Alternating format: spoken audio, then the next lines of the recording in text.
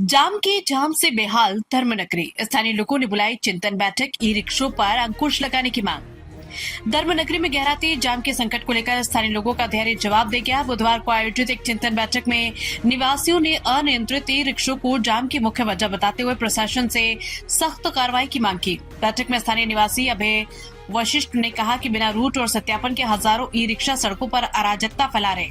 उन्होंने केवल पंजीकृत ई रिक्शों पर प्रवेश देने और चालकों के अनिवार्य सत्यापन की मांग उठाई। वहीं श्याम सुंदर गौतम ने प्रशासनिक उदासीनता पर आक्रोश जताते हुए चेतावनी दी कि यदि जल्द ठोस समाधान नहीं निकला तो उग्र आंदोलन किया जाएगा। स्थानीय लोगों ने व्यापारियों से भी दुकानों के बाहर से अतिक्रमण हटाने की अपील की है। वृंदावन से धर्मेंद्र की रिपोर्ट। ये लोग परेशान है, फ्राई में चल रही है। अनगिनत संख्या जो है ई रिक्शा की ज्यादा है। प्रशासन भी लगातार प्रयास कर रहा है। आज निवासी एक मंच पर एकत्रित हुए, क्या यहाँ पर निर्णय लिए जाएगा और क्या मांग है? देखिए, ये जो आज बैठक चिंतन बैठक रखी गई है वो किसी एक बैनर के तले नहीं रखी हुई। ये वृंदावन की समस्या है और वृंदावन के जो लोग हैं वो बहुत परेशान हैं। न केवल बच्चे बुजुर्ग बल्कि महिलाएं न मंदिर जा पाती हैं न स्कूल जा पाती हैं।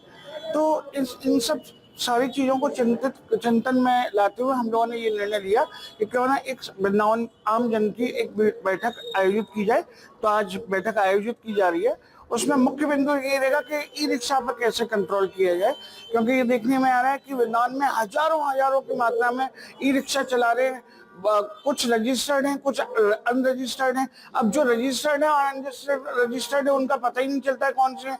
कुछ ऐसे भी हैं, मैंने सुना है कि बहुत फ्रॉड लोग हैं जो यहाँ चला रहे हैं रिक्शा, गुंडे बदमाश, उनका कोई आइडेंटिफिकेशन नहीं है। तो मैं शासन प्रशासन से ये रिक्वेस्ट करूंगा कि सबसे पहले ई रिक्शा वालों का आइडेंटिफिकेशन किया जाए।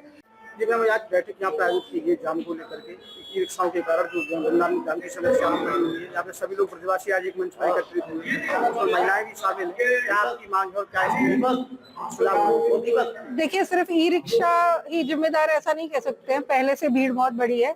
कोरोना के बाद तो जैसे हर कोई अपने घर से निकल के हर तीर्थ में या टूरिस्ट प्लेस में या ऐसे ही जाने को तैयार बैठे हैं। तो हम ये नहीं कह सकते कि सिर्फ यहीं पर ये प्रॉब्लम है, ये हर जगह है। लेकिन सिस्टम तो बनाया जा सकता है। सिस्टम बनाना अधिकारियों के हाथ में है, लोकल पब्लिक के हाथ में है। मैं अगर ये कह दूं कि मैं सारे नियम तोड़ूंगी और मैं तुम लोगों से उम्मीद करूं, बाहर वालों से उम्मीद करूं कि वो नियम का पालन करे, संभव नहीं है। जब तक मैं डिसिप्लिन का पालन नहीं करूंगी, मैं किसी और से नहीं कह सकती। तो पहले हम सबको सुधार लाना ही होगा। ई रिक्शा ज्यादा है, बहुत ज्यादा है। जितनी जगह नहीं है वृंदावन में, उससे ज्यादा ई रिक्शा है। और मैं अगर शहर के बाहरी हिस्से में रहती हूँ और मुझे बिहारी जी तक दर्शन करने जाना है तो मेरे लिए संभव नहीं। आज स्थिति ये है। तो हम लोग तो यही चाहेंगे कि हम वृंदावन में रह के अगर बिहारी जी दर्शन नहीं कर पा रहे, या सिर्फ दर्शन की बात नहीं, अगर मैं बाजार भी जाना चाहूँ तो मैं नहीं जा सकती। मैं अपने घर से निकल के कहीं नहीं जा सकती। हम सब अपने अपने घरों में कैद हो जाते हैं जब भीड़ इतनी जबरदस्त होती है।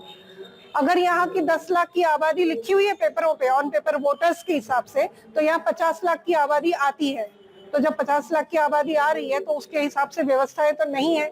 तो क्यों ना हम इसको टूरिस्ट प्लेस घोषित करें, टूरिस्ट नहीं तीर्थ स्थान घोषित करें, और इतने यात्री आते हैं उसके अनुसार ही हम सारी व्यवस्थाएं बनाएं। तो वो व्यवस्थाएं बनाना अधिकारियों के हाथ में है। उनके पास सारे सिस्टम मौजूद है, उनके पास सारी सुविधाएं मौजूद है। वो कैसे सिस्टम बना सकते हैं, उनके पास तो इतना बड़ा ज्ञान है, विज्ञान है, सब कुछ है। आजकल मशीनी युग है, मशीनों की व्यवस्था ले सकते हैं, एआई की मदद ले सकते हैं।